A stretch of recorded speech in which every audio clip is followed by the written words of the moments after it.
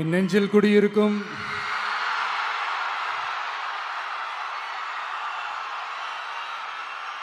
கரூர் சொந்தங்கள், உங்கள் அனைவருக்கும் என்னுடைய வணக்கம்.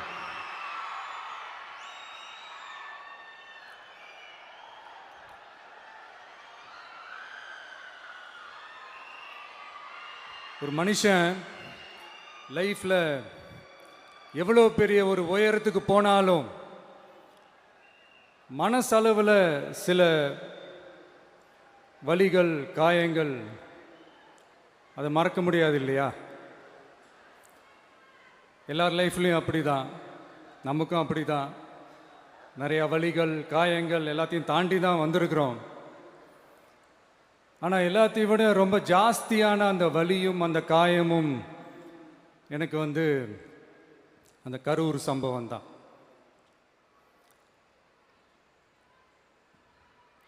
மக்களை சந்திக்கணும், மக்கள் பிரச்சனைகளை எடுத்து பேசணும். அதுக்காக தான் அந்த மக்கள் சந்திப்பு பயணத்தை தொடங்கி திருச்சி, அரியலூர், நாகப்பட்டினம், திருவாரூர், நாமக்கல், கரூர் அப்படின்னு சொல்லிட்டு போயிட்டு இருந்தோம். அரியலூரில் அந்த மீட்டிங் முடிச்சுட்டு பெரம்பலூர் போகிறதுக்கு முன்னாடி அந்த பெரம்பலூர் போலீஸ் எங்களை அலர்ட் பண்ணாங்க. சரிங்க, கூட்டம் கொஞ்சம் ஜாஸ்தியாக இருக்குது, லேட் ஆகிடுச்சு, வராதிங்க அப்படின்ட்டு. So we had no choice. Police சொன்னால் நம்ம அதை ஒபே பண்ணி தானே ஆகணும். அதே நேரத்தில் பெரம்பலூர் மக்களோட அந்த சேஃப்டியும் மைண்டில் எடுத்துக்கிட்டு ஒரு மன வலியோடவே திரும்ப போயிட்டோம். அதுக்கப்புறம் பெரம்பலூர் தொகுதி மக்களுக்கு மன்னிப்பும் கேட்டோம். அதே மாதிரி நாமக்கல் அந்த மீட்டிங் முடிச்சுட்டு கரூர் வரும்போது அந்த கரூர் போலீஸ் எங்களை அலர்ட் பண்ணியிருக்கலாம்ல.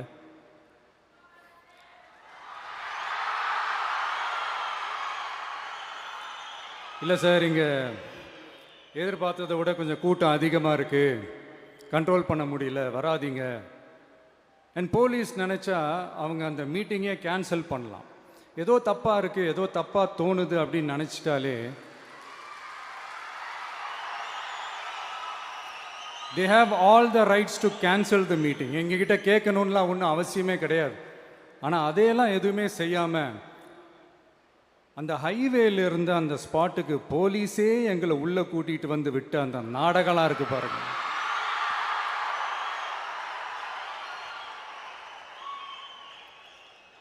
நம்பிட்டேங்க, முழுசாக நம்பிட்டேன்.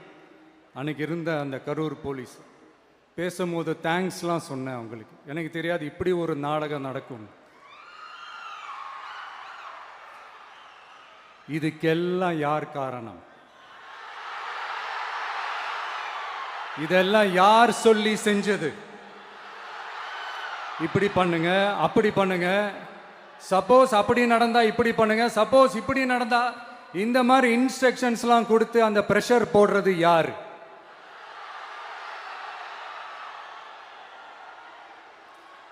அந்த சம்பவத்தில் நம்ம யாரெல்லாம் இழந்திருக்கோம் தெரியுமா? ஒரு டிவியில் என் படமோ பாட்டோ வந்துச்சுன்னா, அம்மா விஜய் மாமா, அம்மா விஜய் மாமா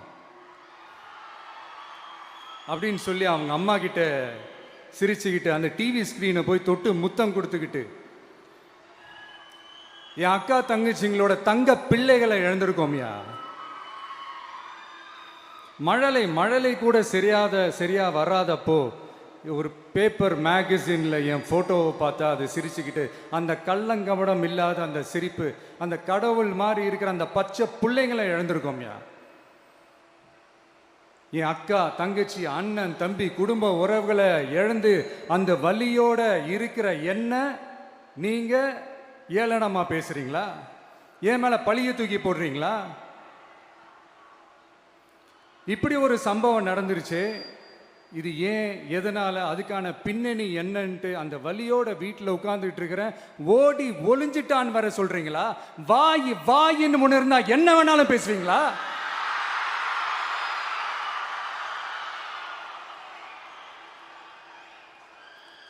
மக்களே, நான் உங்களையே கேட்குறேன். அன்னைக்கு அத்தனை க்ரௌடு இருந்துச்சு, அந்த க்ரௌடுக்கு தகுந்த மாதிரி போலீஸ் பாதுகாப்பு கொடுத்தாங்களா? இந்த இடத்தை எடுத்துக்க சொல்லி நாங்க தான் சொன்னோம்னு ஒரு போலீஸ் ஆபீசர் பேட்டி கொடுக்கிறாரு. அதுக்கு என்ன அர்த்தம்? இவ்வளோ வலி, இவ்வளோ காயங்கள் கொடுத்துட்டு பழியை தூக்கி நம்ம மேல போட்டுட்டு அதுல ஒரு அரசியல் ஆதாயம் தேடுறீங்களேயா? இதுல வாய் கூசாம சட்டசபையில ஸ்டாலின் சார் நம்ம மேல திருப்பி விட்டு அங்க ஒரு அரசியல் செய்யறாரு. அதுக்கு என்ன அர்த்தம்? நமக்காக வந்திருக்கிற மக்களை காக்க வைக்கிறதுக்கு நான் ஒன்றும் ஆதாயம் தேடுற அரசியல்வாதியெல்லாம் கிடையாது. மக்களுக்காக அரசியலுக்கு வந்தவன் இந்த விஜய். எனக்காக எல்லாமும் கொடுத்த என் மக்களுக்காக எல்லாத்தையும் விட்டுட்டு மக்களுக்காக மட்டுமே அரசியலுக்கு வந்தவன் இந்த விஜய். அவங்களுக்காக நன்றி கடன் செலுத்துறதுக்காக மட்டுமே அரசியலுக்கு வந்தவன் இந்த விஜய். உங்களுக்கு தான் இந்த விஜயை பத்தி நல்லா தெரியுமே. ஆனா நம்ம எல்லாருக்குமே இத்தனை வலிகள் காயங்கள் கொடுத்தவங்களுக்கு இந்த 2026 தேர்தலில் தக்க பதிலடி கொடுத்துட்டீங்க. ஆனா அது மட்டுமே பத்தாது மக்களே, அது மட்டுமே பத்தாது. காலகாலத்துக்கும் எழுந்திருக்கவே முடியாத அளவுக்கு நிரந்தரமான ஒரு பதிலடியை நீங்க கொடுத்துக்கிட்டே இருக்கணும்.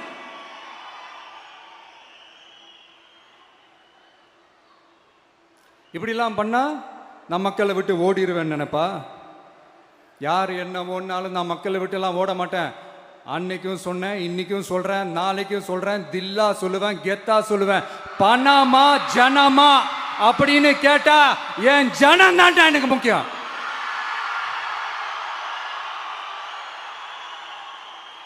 மக்களே, உங்களை விட எனக்கு இந்த காசு பணம் முக்கியமா என்ன? இவ்வளோ குறைகள் நம்ம மேல சொல்றாங்களே, இப்ப நான் சொன்ன மாதிரி அவங்களால ஓப்பனா சொல்ல முடியுமா? அந்த தில்லு இருக்கா, திராணி இருக்கா? ஒரு கிடையாது. ஆனா நம்ம மக்கள் அமைச்சு கொடுத்த நம்ம அரச குறைகள் மட்டும் டிசைனா மாடல் மாடலா குறைகள் மட்டும் சொல்லுவாங்க. ஒவ்வொரு டிபார்ட்மெண்ட்லயும் அந்த பார்ட்டி ஃபண்ட், அந்த கட்சி நிதின்ற பேர்ல அடிக்கிற கொள்ளையெல்லாம் இந்த தீய சக்தியா இருக்கட்டும், தீந்து போன சக்தியா இருக்கட்டும், ரெண்டு பேரும் மாறி மாறி இதே தான் செஞ்சிட்டு இருக்கிறாங்க. இதுல ஒரு ஹைலைட் காமெடி என்னன்னா, சட்டசபையில் பேசும்போது பார்ட்டி ஃபண்டுன்னு தான் சொன்னேன். அது எந்த பார்ட்டி, என்ன ஃபண்டு, யாரு, என்ன பேரு எதுவுமே சொல்ல. பார்ட்டி ஃபண்டுன்னு சொன்னவனை எடுத்தாங்க பாருங்க ஒரு ஓட்டம்.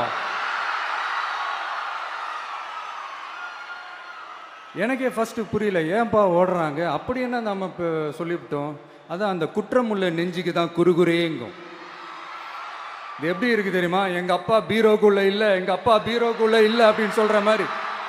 ஐயோ, ஏன் கேட்குறீங்க? இவங்களோட செம்ம கூத்தா இருக்குங்க, செம்ம ஃபன்னா இருக்கு.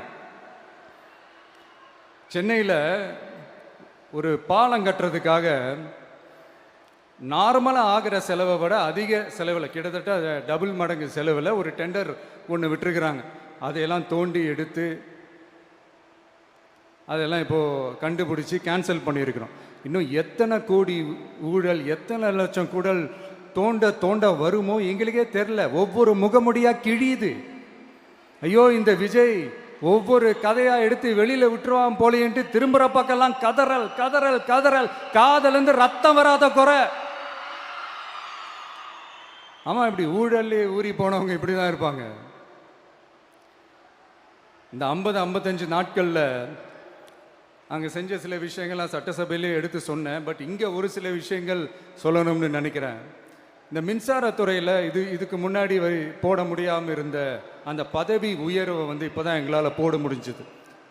அதுக்காக ஒரு அக்கா அழுதுகிட்டே ஒரு நன்றி சொன்னாங்களே, அதெல்லாம் உங்கள் கண்ணில் படாது அந்த வீடியோலாம்.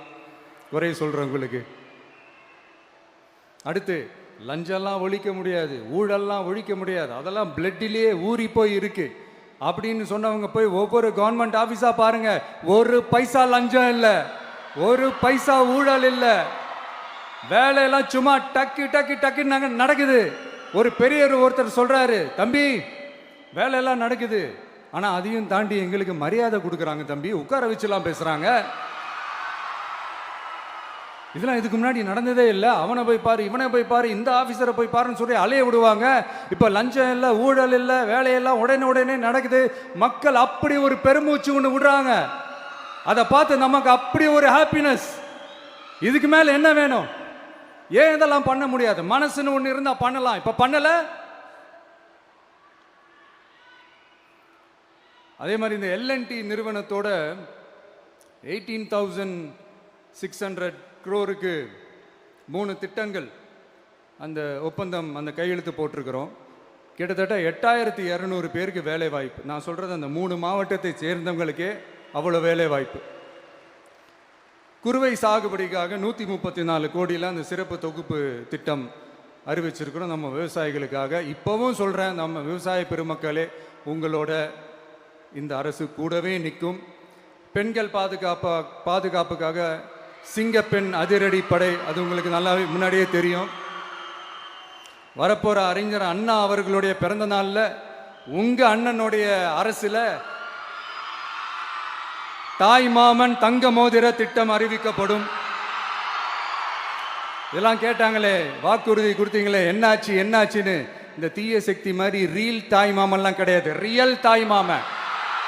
எப்படி ரியல் தாய் மாமன்.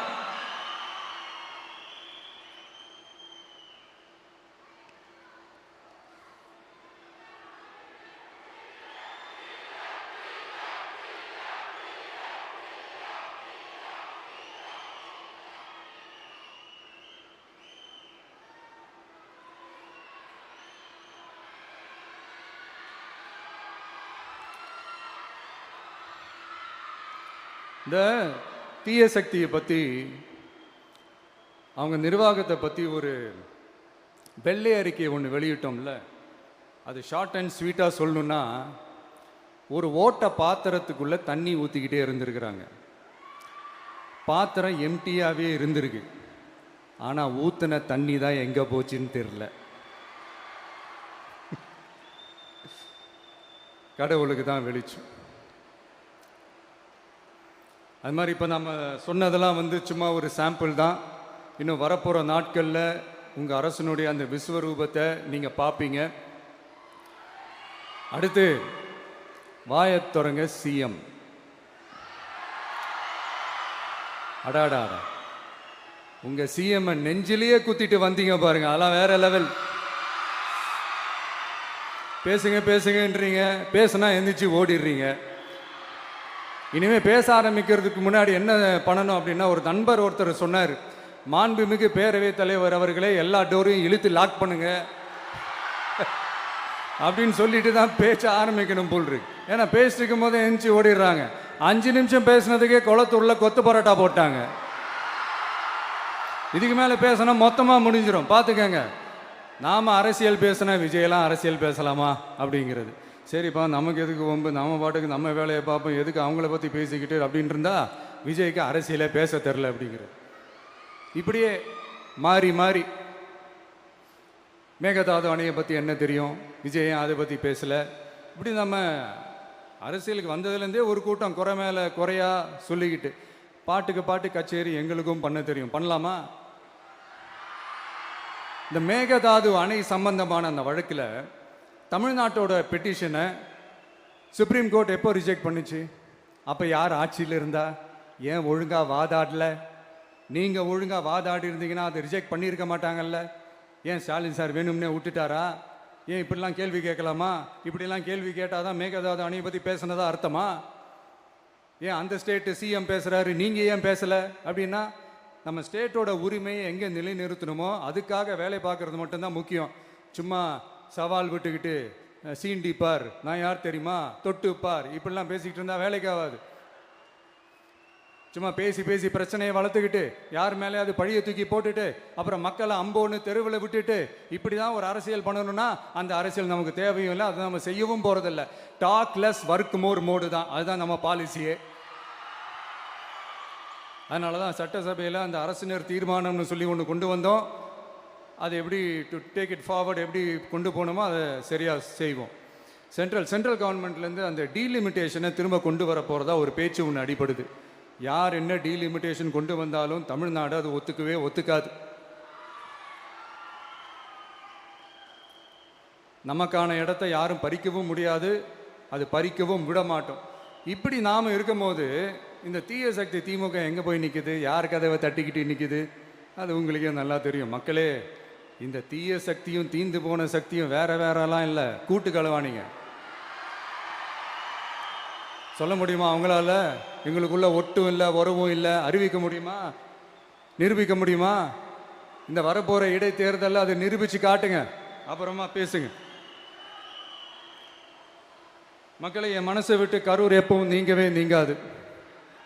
நமக்கு ஏற்பட்ட வேதனையான சம்பவத்தை, நமக்கு எதிராக நடந்த சதிய சூழ்ச்சியை இனி வர்ற ஜென்ரேஷனும் அவங்களுக்கு தெரியப்படுத்தணும்ல. அதுக்காகவே இனி ஒரு அரசியல் சதிய, அரசியல் சூழ்ச்சிய யாரும் யோசிக்கவே கூடாதுன்றதுக்காகவே கரூர்ல ஒரு நினைவு சின்னத்தை நம்ம டிவிகே சார்பா அமைக்கப்படும் அப்படின்றத அறிவிக்கிறோம். அப்புறம் கரூர்ல இருந்து ஒட்டுமொத்த தமிழ்நாட்டு மக்களுக்கும் சொல்றேன், உங்க டிவிகே அரசு உங்களுக்காகத்தான் உழைக்கும். அடிப்படை வசதிகளை முதல்ல நிறைவேற்றணும். ஒரு பக்கம் நிதி நிலைமையை சரி செஞ்சுக்கிட்டே, இன்னொரு பக்கம் அப்படியே நாம் சொன்னதில் ப்ரையாரிட்டி பார்த்து ஒவ்வொன்றா படிப்படியாக நிறைவேற்ற ட்ரை பண்ணுவோம். இது எப்பவும் உங்களுக்கான அரசாக தான் இருக்கும். இந்த விஜய் உங்கள் விஜயாக தான் இருப்பான். நீங்கள் உரிமையோட உங்கள் கவர்மெண்ட்டை நீங்கள் அணுகலாம். இந்த தீயசக்தி ஆட்சி முடிஞ்சு பொட்டிக்குள்ளே போனதுலேருந்தே என்னென்னமோ பண்ணுறாங்க, இது ஏதோ பேசுகிறாங்க, சோஃபாங்கிறாங்க, வாஷிங் மிஷினுங்கிறாங்க. இந்த அரசியல் வியாபாரம் பண்ணுறதுக்கான அந்த வெண்டிங் மெஷினே அவங்க தான். யார்? இந்த திமுக. இதில் நம்மளை பார்த்து வாஷிங் மிஷினுங்கிறாங்க. எலெக்ஷனில் ஓட்டுக்கு காசு கொடுக்குற அந்த கலாச்சாரத்தையே, அந்த கல்ச்சரை அடித்து நொறுக்கி இருக்கிறோம். எலெக்ஷன்லேயே அப்படி வேலை பார்த்தோம் நாம. நமக்கு எதுக்கு இந்த குதிரை, கழுதை, ஒட்டக பேரெல்லாம்? மக்களின் பக்கம். அப்படி இருக்கும்போது நமக்கு எதுக்கு இந்த பேரெல்லாம்? இந்த திருட்டு திமுக ஆட்சியை வச்சுக்கிட்டு ஊரடிச்சு ஒலையில போட்டு இந்த கொள்ளையை அடிச்சதுனால தான் உங்க கரூர் கம்பெனி ஓனர் ஒருத்தர் எங்க எங்க இருக்காருன்னே தெரியாம ஓடு ஓடு ஓடு ஓடு ஓடு ஓடு ஓடு ஓடு வராம் பாரு வேட்டக்காரன் ஓடினே இருக்கிறாரு. இன்னொருத்தர் ஃபாரின்ல போய் ஒளிஞ்சுக்கிட்டார். ஃபாரின் ஸ்டாலின் சார் நினைச்சிட போறீங்க, அவர் இல்லை. எனக்கு எப்பவுமே ஸ்டாலின் சார் மேல ஒரு தனி பாசம் ஒன்று உண்டு. அவர் கிடையாது, இவர் வேற. சிங்கப்பூருக்கு செக்கப்புக்கு போனார்ல அவரு. இன்னும் தோண்ட தோண்ட எத்தனை பேர் மாட்ட போறாங்களோ தெரியல. உங்ககிட்ட யாராவது லஞ்சம் ஏதாவது கேட்டாங்கன்னா கொடுக்க முடியாது சொல்லுங்க, நான் இருக்கேன் உங்களோட. அப்படியே யாராவது ஃபோர்ஸ் பண்ணாங்கன்னா, இது எங்க மகன், எங்க புள்ள, எங்க அண்ணன், எங்க தம்பி, எங்க விஜய், எங்க விஜயோட ஆட்சின்னு ஸ்ட்ராங்கா சொல்லுங்க. மக்களை, நீங்க கூட இருக்கும் போது லஞ்ச ஊழல் மட்டும் இல்லை, அதிகாரத்தை வச்சு ஆட்டம் போடுற யாரா இருந்தாலும் அடங்கிடுவாங்க. இந்த கடமை, கண்ணியம், கட்டுப்பாடுன்ட்டு ஒரு காலத்தில் கொள்கையோடு இருந்த கட்சியெல்லாம் இன்னைக்கு எப்படி இருக்கான்னு உங்களுக்கே தெரியும். அதாவது இந்த டிவிகே கட்சியோட தலைவரை எதிர்க்கிறதுல ஒரு நியாயம் இருக்கு. ஏன்னா உங்க பொழப்புல மண்ணள்ளி போட்டான். என்ன, இந்த ஊழல் லஞ்சம்லாம் பண்ண மாட்டேன்னு சொல்லி உங்க அரசியலையே ஒரு தெருமுனைக்கு கொண்டாந்து விட்டான். மக்கள் வேற அவனை தான் நம்புறாங்க. ஸோ இந்த விஜயை எதிர்க்கிறதுல ஒரு அரசியல் நியாயம் இருக்குது, அதை புரிஞ்சுக்கலாம். ஆனால் இன்னைக்கு இந்த விஜயை மக்கள் ஓட்டு போட்டு ஜெயிக்க வச்சு ஒரு தீர்ப்பை கொடுத்து மக்களுக்காக வேலை செய்யறதுக்காக முதலமைச்சராக உட்கார வச்சிருக்கிறாங்க. என்னமோ இன்னமும் நீங்க தான் ஆட்சியில் இருக்கிற மாதிரி. விஜய் கரூருக்கெல்லாம் போகக்கூடாது, விஜய் இங்க போகக்கூடாது, அது செய்யக்கூடாது, இது செய்யக்கூடாதுன்னு எனக்கு புரியலையே. ஆட்சியில் இருக்கும் போது தான் இவ்வளோ கட்டுப்பாடெல்லாம் போட்டீங்க, எஸ்ஓபிஸ்லாம் போட்டீங்க, ஸ்டாலின் சார் ஆப்ரேட்டிங் ப்ரொசீஜர்லாம் போட்டீங்க. இப்போவும் அதே பண்ணிட்டு இருந்தீங்கன்னா என்ன சார் நியாயம்? இல்லை, நான் தெரியாம தான் கேட்குறேன். இன்னும் கனவுலையே இருக்கிறீங்களா? முதல்ல முழிச்சு வாங்க, ரியாலிட்டிக்கு வாங்க. உங்க ஆட்சியெல்லாம் வீட்டுக்கு போய் டிவிக்கேன்னு ஒரு ஆட்சி வந்து ரொம்ப நாள் ஆச்சு. ஒழுங்கா படி, ஒழுங்கா படி என்று சுப்ரீம் கோர்ட் ஓங்கி மண்டேலியே நறுக்கு நறுக்கு நறுக்கு என்று செம்மட்டியாலே அடிச்சும் இந்த திமுக முழிச்சிக்கல அப்படின்னா அப்போ கொஞ்சம் கஷ்டம்தான். வெற்றி தோல்வியெல்லாம் அரசியல் சகஜம் சார். அதுக்காகலாம் வெறி பிடிச்சி இந்த பதவி வெறி பிடிச்செல்லாம் அலைய தேவையில்லை. நல்ல விதமாகவே சொல்கிறேன், நியாயமான அரசியல் பண்ணுங்க. ஓ, அதுதான் உங்களுக்கு தெரியாதுல்ல. இந்த தீய சக்தி திருத்தவும் முடியாது, அவங்களா திருந்துவாங்கன்னு பார்த்தா அதுவும் நடக்க போகிறதில்ல. அதனால் வரப்போகிற இடைத்தேர்தலில் மக்களே இந்த தீய சக்தி திமுகவை நல்லா வெச்சு வெளுத்து விடுங்க. கான்ஃபிடண்டா இருங்க மக்களே, நல்லதே நடக்கும், வெற்றி நிச்சயம். மீண்டும் சந்திக்கும் வரை நன்றி, வணக்கம்.